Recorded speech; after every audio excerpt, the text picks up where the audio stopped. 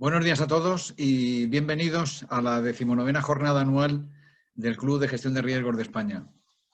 En los 23 años de historia del club es la primera vez que tenemos que celebrar nuestra reunión anual por medios telemáticos, ¿no? Es una pena que la tradición de darnos un abrazo por estas fechas pues no lo podamos cumplir, pero bueno, nos damos un abrazo telemático, ¿no? Gracias a todos por estar ahí. El último dato que me han pasado es que hay unas 218 personas en este momento conectadas y sobre todo también tengo que dar las gracias a los socios protectores del club, que son 27, y sin su generosa contribución pues las actividades del club no serían posibles, lógicamente, ¿no? Bueno, estamos viviendo y gestionando una crisis, como todos sabemos, de origen sanitario, que está teniendo un impacto económico sin precedentes y que está cambiando comportamientos sociales, hábitos de trabajo, etcétera, y poniendo a prueba nuestras capacidades de gestión sanitarias, productivas, financieras, políticas, como en la historia reciente no había hecho ni el terrorismo internacional hace 20 años o la crisis financiera mundial de hace 13 años. Y todo ello en medio de una gran incertidumbre. Ahora se suele decir que la única certidumbre es que estamos atravesando por una situación de gran incertidumbre.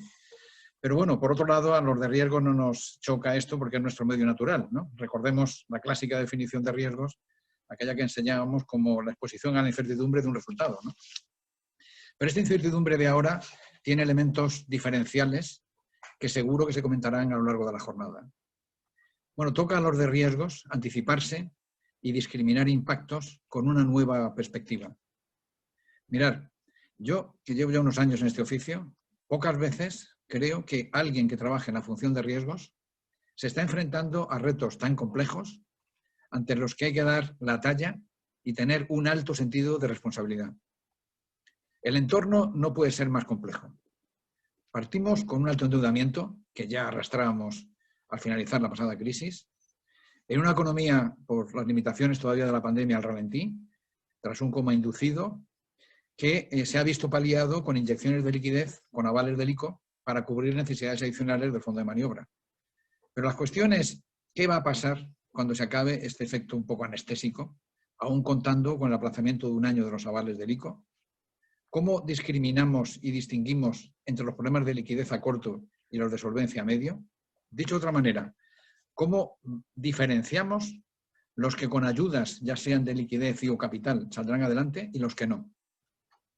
¿Qué impacto positivo puede tener el paquete de ayudas de la Unión Europea que conocemos bajo el epígrafe general de Next Generation? ¿Cómo evolucionará el marco normativo ya flexibilizado en parte ante esta situación crítica y desconocida? Bueno, todos estos temas se abordarán en la jornada de hoy. Y para comentarnos la perspectiva supervisora y seguro arrojarnos luz sobre la situación, tenemos realmente el honor de contar con la presencia de Margarita Delgado, subgobernadora del Banco de España desde 2018, y que, bueno, no necesita presentación entre nosotros porque nos acompañó además en la 15ª jornada del año 2016. Pero bueno, Margarita es miembro del Consejo de Supervisión del Mecanismo Único de Supervisión del Banco Central Europeo, presidenta de la Comisión Gestora del Fondo de Garantía de Depósitos de Entidades de Crédito, vicepresidenta de la Comisión Rectora del FROB y consejera de la Comisión Nacional del Mercado de Valores, y también es miembro de la red de bancos centrales constituida para evaluar el papel de las finanzas en la transición ecológica y del Comité del Sistema Financiero Global del Banco de Pagos de Basilea. Además, desde su creación en 2019 es miembro del Consejo y presidenta del Comité Técnico de la Autoridad Macroprudencial, Consejo de Estabilidad Financiera. Con anterioridad, Margarita, bueno, pues estuvo, como muchos sabemos, porque además íbamos allí a tener alguna reunión con ella en Frankfurt, fue directora general adjunta de Supervisión Microprudencial, la famosa DG1, del Banco Central Europeo, que supuso, yo creo sinceramente, un enorme impulso a la consolidación del Sistema Único de Supervisión, porque desde esa dirección general ella tenía la responsabilidad directa sobre las 35 mayores y más complejas entidades del área euro. De verdad, Margarita, para nosotros es un placer y un honor que con todo el lío que tienes hayas hecho un hueco en la agenda y encantado de que estés aquí con nosotros. Muchísimas gracias. Muchas gracias, Juan Carlos, por supuesto, por esta invitación y muchas gracias por tus palabras de bienvenida. Y, por supuesto, muchas gracias al Club de Gestión de Riesgos por su amable invitación para abrir esta jornada anual. que ya va por su 19ª edición y, bueno, como no podía ser de otra manera, está totalmente orientada hacia los nuevos retos que tú muy bien acabas de describir tras la crisis del COVID-19, ¿no?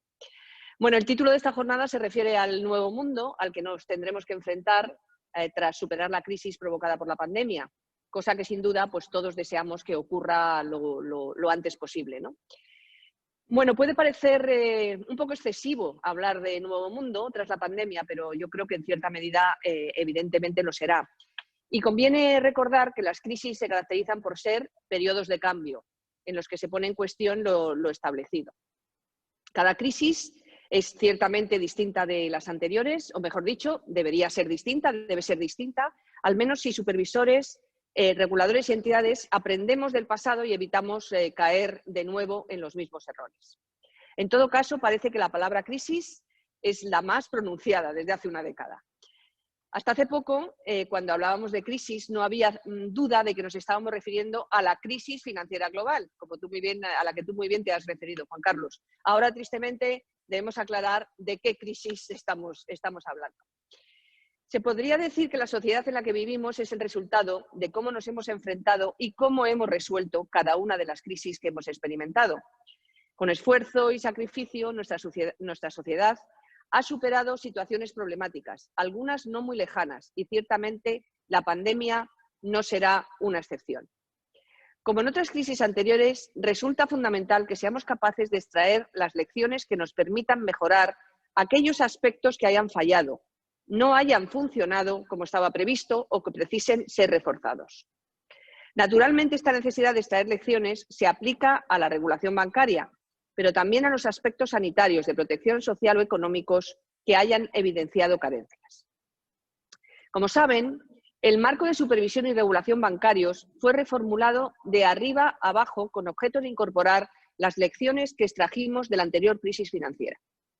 Pese a que no tiene nada que ver con ella, podríamos decir que la situación provocada por la COVID es el primer test al que se está enfrentando esta reforma global y es casi inevitable que hagamos una evaluación del funcionamiento de los diferentes componentes del nuevo marco tras enfrentarse a este shock global, exógeno, severo y totalmente inesperado. Si me permiten empezar haciendo una referencia muy rápida al marco supervisor, creo que coincidiremos en que la creación del marco único de supervisión tras la crisis financiera supuso una gran transformación para todos los supervisores y bancos de la eurozona. Como saben, y me ha comentado Juan Carlos, participé en el proceso de creación y en los primeros años de funcionamiento del MUS, así que posiblemente no pueda ser objetiva. Todos tendemos a defender aquello que hemos evidentemente contribuido a crear, pero creo honestamente que con sus defectos hoy contamos con la fortaleza de una supervisión verdaderamente europea.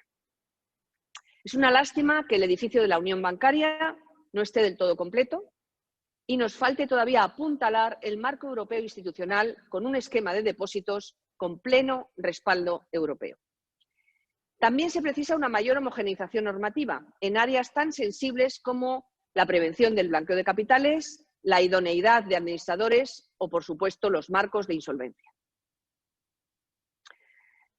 En la anterior transparencia, por favor. Gracias. Naturalmente, el marco normativo prudencial definido por el Comité de Supervisión Bancaria de Basilea tiene también poco que ver con el que existía antes de la crisis financiera. Como conocen, los cambios afectaron a todos los elementos que definen la ratio de capital. Tras la introducción de Basilea III, el numerador presenta una cifra de capital calculada conforme a una nueva definición mucho más exigente. El denominador recoge de modo más conservador los riesgos bancarios, traducidos en activos ponderados. Y, por último, en tercer lugar, el propio nivel exigible de ratio ha aumentado considerablemente, introduciendo colchones adicionales para, entre otros, cubrir los riesgos que presentan las entidades sistémicas. También se han añadido otras métricas complementarias a la ratio clásica de solvencia, relativas a la liquidez o al apalancamiento de las entidades, y se ha limitado la discrecionalidad en el uso de modelos internos, con objeto de reducir la tan llamada prociclicidad y evitar la variabilidad excesiva en los cálculos de los requerimientos. La siguiente transparencia, por favor. Todas estas mejoras se han venido introduciendo de modo gradual. En España, este proceso se ha hecho en paralelo a la corrección de la sobrecapacidad que presentaba el sector cuando estalló la crisis financiera y al proceso de limpieza de activos improductivos en balance. El esfuerzo del sector ha sido muy considerable, incluso mayor de lo que muestran estos gráficos, como pueden ver en la transparencia. Por ejemplo, cuando miramos la evolución de la ratio de capital desde la crisis financiera, debemos tener en cuenta que la comparación no es ajustada. Hoy se construye esta ratio en base a definiciones y criterios mucho más estrictos que los que había en 2009. Del mismo modo, cuando evaluamos nuestra capacidad de prevención y respuesta ante una crisis, debemos considerar el marco institucional de supervisión europeo con que contamos ahora y que, por supuesto, era inexistente hace tan solo 10 años. Siguiente transparencia, esta. Perfecto. Pese a ser un mensaje muy repetido, permítanme que enfatice de nuevo que el punto de partida del sector bancario europeo y español es mucho más sólido que en la crisis financiera, lo que le permite ser parte de la solución en vez de ser parte del problema. Aunque debemos tomar los resultados con la debida prudencia, los recientes ejercicios de estrés conducidos por el MUS y por el propio Banco de España muestran en conjunto la resistencia del sistema ante un shock como el que estamos experimentando, pese a la lógica dispersión en los resultados individuales. En conclusión, contamos con un sistema bancario más fuerte y resistente, sujeto a una regulación más rigurosa y supervisado de modo centralizado a nivel europeo. Los elementos que acabo de describir configuran lo que denominamos supervisión microprudencial y que hasta ahora, hasta hace poco, llamábamos supervisión, sin más. El cambio de denominación se debe a que hemos incorporado una perspectiva adicional, la supervisión macroprudencial, que tiene el ambicioso objetivo de prevenir la formación de crisis o al menos contribuir a paliar su efecto en caso de que esta crisis se desencadene. Ciertamente, la aplicación de cualquier política preventiva precisa identificar y corregir potenciales desequilibrios macrofinancieros antes de que lleguen a alcanzar niveles preocupantes. La lógica subyacente a este enfoque es simple conceptualmente. Las crisis futuras son consecuencia de nuestras acciones presentes. Dicho de otro modo, las crisis serían fenómenos endógenos y, por tanto, evitables. Por tanto, no deja de resultar un tanto irónico que, una vez que nos hemos dotado de un marco para tratar de corregir los desequilibrios antes de que puedan producir crisis futuras, nos haya sorprendido una crisis eminentemente exógena. En todo caso, debemos ser conscientes de que la política macroprudencial es novedosa. Su marco de aplicación se aprobó en Basilea a finales de 2010, hace justo una década, y surge como complemento a la supervisión microprudencial y tiene como objetivo potenciar la estabilidad financiera mediante la prevención y mitigación de los denominados riesgos y vulnerabilidades de carácter sistémico, facilitando de esta manera una contribución sostenible del sistema financiero al crecimiento económico. Para lograr este objetivo, los riesgos se evalúan de un modo agregado a nivel de sistema, pero considerando también las potenciales interacciones entre entidades individuales y subsectores financieros. Desde el año 2014, el Banco de España cuenta con la posibilidad de introducir colchones de capital anticíclicos. Y con posterioridad, ya en diciembre de 2018, se publicó el Real Decreto 22/2018, por el que se nos dotaba de herramientas adicionales como el colchón de capital anticíclico sectorial o límites a la concesión de créditos y a la concentración sectorial de exposiciones crediticias. Todavía está pendiente de publicar la circular que desarrolla estas nuevas normativas, aunque esperamos sacarla a consulta a mediados del año próximo. La principal característica de estas nuevas herramientas es que permitirán actuar de un modo mucho más focalizado. La aplicación de un colchón global de capital afecta a la concesión de crédito de un modo indiscriminado, es decir, no altera la relación de incentivos entre los distintos segmentos de crédito.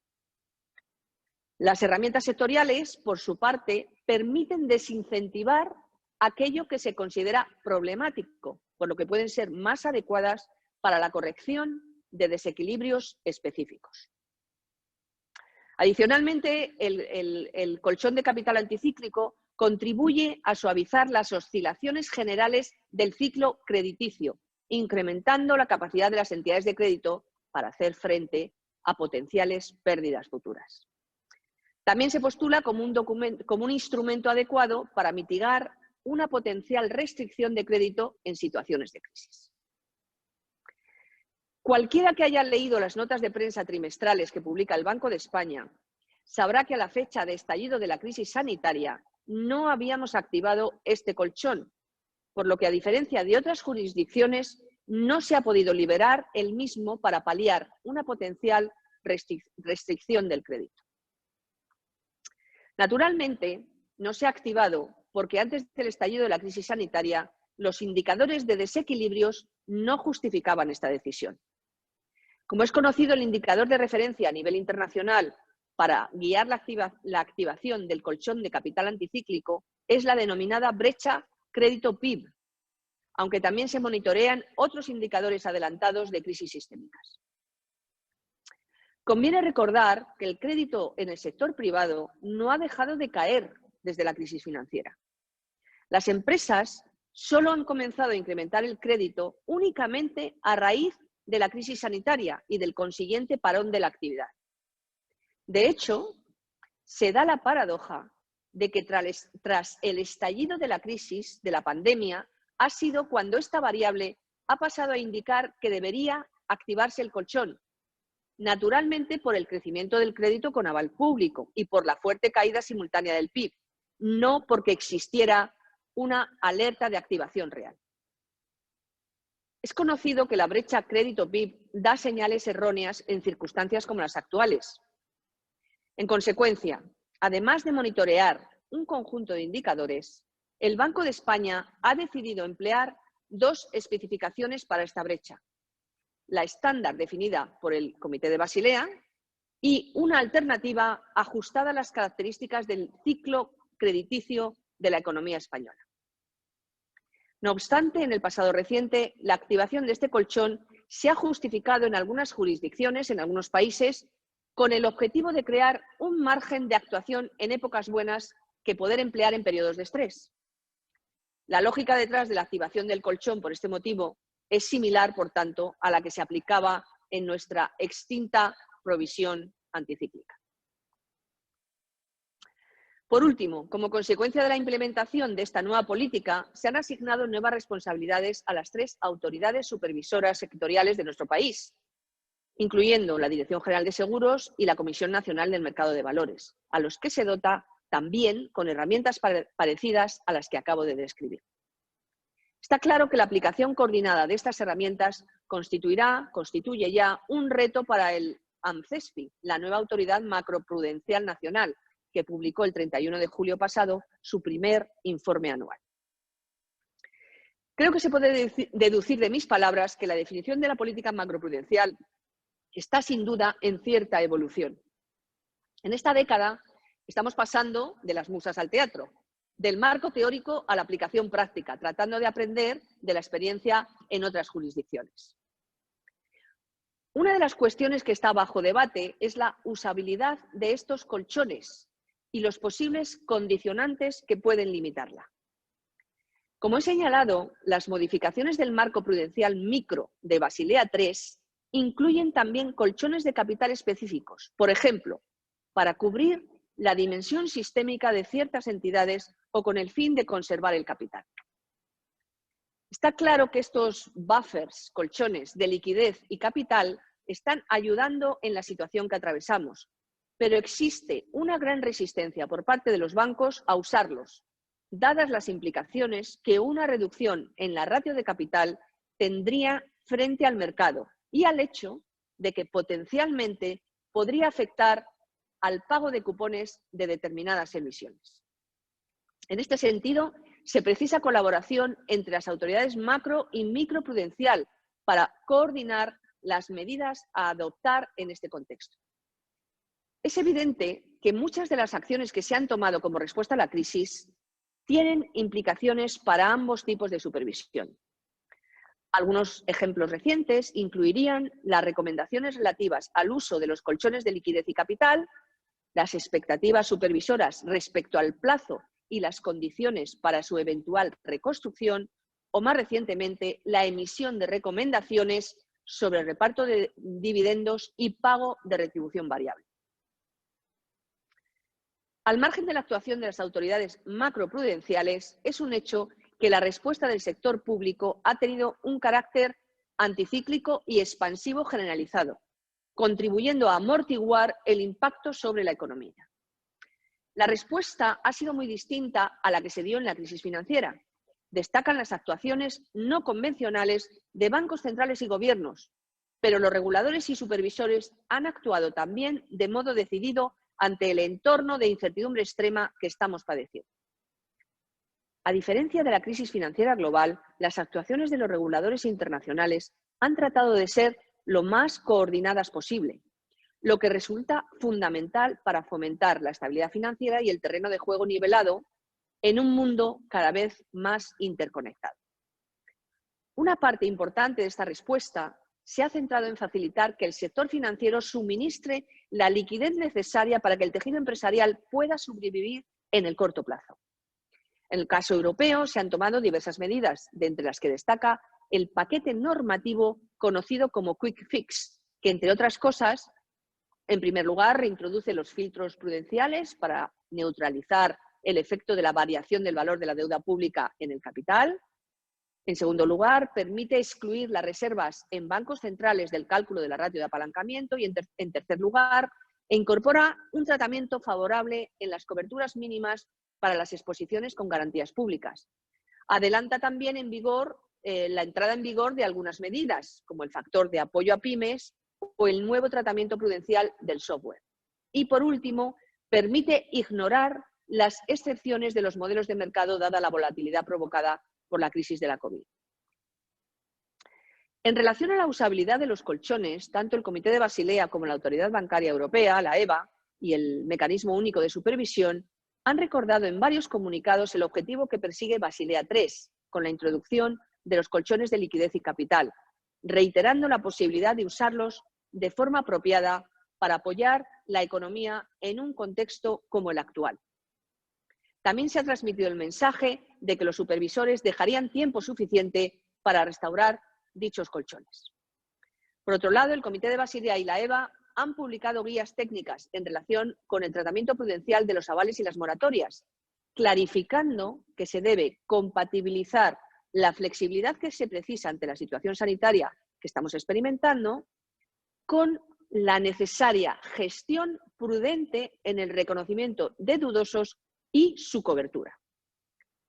A este respecto, se han producido comunicaciones de reguladores contables y supervisores bancarios sobre la aplicación del IFRS 9, sugiriendo aprovechar la flexibilidad que ya estaría prevista en la normativa contable internacional, evitando con ello una aplicación automática y mecánica de factores e hipótesis para la estimación de la pérdida esperada, que sería claramente procíclica e inadecuada para la situación derivada del COVID-19.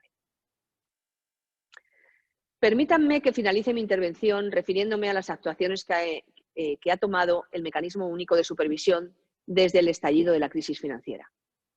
Creo honestamente que hemos asegurado un alto grado de transparencia en nuestra respuesta, que además se realizó de manera rápida y unificada en toda la eurozona, algo que habría sido bastante impensable antes de su creación. Desde marzo de este año, el Mecanismo Único de Supervisión ha publicado casi una decena de comunicados de prensa, se ha creado una sección detallada de preguntas frecuentes en su página web y se pueden encontrar discursos y entrevistas con el presidente y diversos miembros del Consejo de Supervisión. También se han mantenido frecuentes reuniones bilaterales con bancos y ha habido mucha interacción con la prensa y otros grupos de interés en diversos foros. ¿Pero en qué ha consistido esa respuesta? Nada más estallar la crisis, tomamos una serie de medidas encaminadas a aliviar las cargas operativas provenientes de la actuación supervisora, con objeto de que los bancos se centraran en la continuidad del negocio principal. Por otro lado, queríamos evitar o minimizar los efectos procíclicos no deseados que pudieran surgir de la aplicación del marco de capital. Y como acabo de comentar, alentamos a los bancos a utilizar los colchones de capital existentes para evitar un fuerte endurecimiento de los estándares crediticios que ha caracterizado hasta ahora como la respuesta a shocks anteriores. Por supuesto, como supervisores no podemos tampoco ignorar la necesidad de preservar el capital en esta situación de profunda incertidumbre. Por este motivo, recomendamos que los bancos se abstuviesen de distribuir dividendos y de recomprar acciones. Creo que no tendré que convencerles de que esta medida ha sido la más controvertida y menos celebrada por el sector que otras. La restricción de los dividendos ha generado mucho debate. Analistas y bancos sostienen que dicha limitación puede generar una presión a la baja adicional sobre los precios de las acciones, ya deprimidos, colocando a los bancos europeos en desventaja frente a sus rivales estadounidenses. Entiendo la controversia y las razones esgrimidas por el sector bancario, pero debo enfatizar que de nuevo que en tiempos de incertidumbre resulta claramente preferible pecar de cauteloso que de arriesgado. En todo caso, la evolución en la situación de la pandemia y su efecto sobre las perspectivas macroeconómicas será tenida en cuenta en la revisión de la recomendación antes de que finalice el año. Tras esta primera fase, el mecanismo único de supervisión pasó a centrarse en la evaluación de riesgos y vulnerabilidades, analizando el impacto potencial de la pandemia en los balances de los bancos, para lo que se realizó el análisis de vulnerabilidad al que me referí anteriormente. Ciertamente, la situación económica provocada por la pandemia está entrando en una segunda fase. Ya he mencionado en otra ocasión que, con la debida prudencia, considero que el conjunto de medidas del crédito en forma de avales y moratorias, junto con las actuaciones de reguladores y supervisores antes referidas, han logrado el objetivo de amortiguar el enorme impacto inicial de la crisis, evitando que la situación de liquidez empresarial derive necesariamente en una crisis de solvencia. De hecho, conforme a información preliminar recogida por el Mecanismo Único de Supervisión, tras el vencimiento de moratorias en diversos países de la eurozona, la mayoría de prestatarios reanudan los pagos tras el vencimiento y solo una pequeña fracción es incapaz de hacer frente de nuevo a los mismos. Como digo, la situación evoluciona y con ella la respuesta que se pide al sector. Lamentablemente, la enfermedad sigue con nosotros, lo que justifica mantener gran parte de las medidas excepcionales de apoyo a la economía, en particular para determinados sectores. En consecuencia, nos parece adecuada la decisión del Gobierno de permitir la extensión por un año del periodo de carencia y por hasta 3 años el vencimiento de la financiación con aval ICO. En todo caso, pese a que las consecuencias de la pandemia no han aparecido todavía en los balances de los bancos, la crisis producirá inevitablemente cambios estructurales. No toda la actividad económica podrá recuperarse a los niveles anteriores. Los bancos deben estar preparados y prepararse ya para este impacto. Es preciso aumentar los recursos en las áreas de análisis y gestión del riesgo, incluyendo la gestión activa de renovaciones y renegociaciones con aquellos clientes que casi con certeza no puedan cumplir con las condiciones contractuales originales. La identificación temprana de estas situaciones problemáticas resulta fundamental en este contexto. Los bancos deben identificar de manera proactiva a aquellos clientes que, pese a dificultades puntuales, presentan un negocio viable, para los que una reestructuración de deuda puede ser una opción adecuada. Para aquellos casos de inviabilidad clara, se deberán fomentar fórmulas que favorezcan una salida ordenada del mercado. Es fundamental que los bancos contemplen unos escenarios suficientemente prudentes en sus proyecciones de capital y que doten provisiones por deterioro de manera conservadora. En este sentido, ya he señalado que la relajación en el tercer trimestre de la cuantía de las provisiones dotadas por las entidades españolas no parece prudente en las actuales circunstancias. Permítanme que concluya. La situación excepcional provocada por la pandemia sigue evolucionando y con ella las medidas de apoyo público y el foco de nuestras actuaciones como supervisores.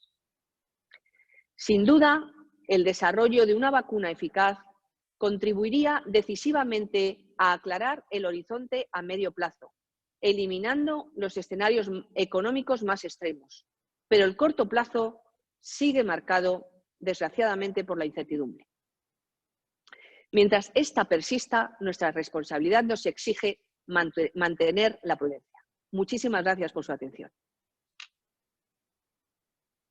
Muchísimas gracias por tus palabras, Margarita, y por tus orientaciones, que creo que van a ser muy útiles de cara al año que viene, que se presenta realmente complejo, ¿no? Dada la excepcionalidad de la crisis, como tú has comentado. Y en cualquier caso, como tú has sugerido, evidentemente yo creo que los responsables de riesgos tienen que aplicar, como siempre, pero ahora con mucho más cuidado, dada la excepcionalidad de la crisis, por los criterios de anticipación, discriminación y prudencia sobre todo, ¿no?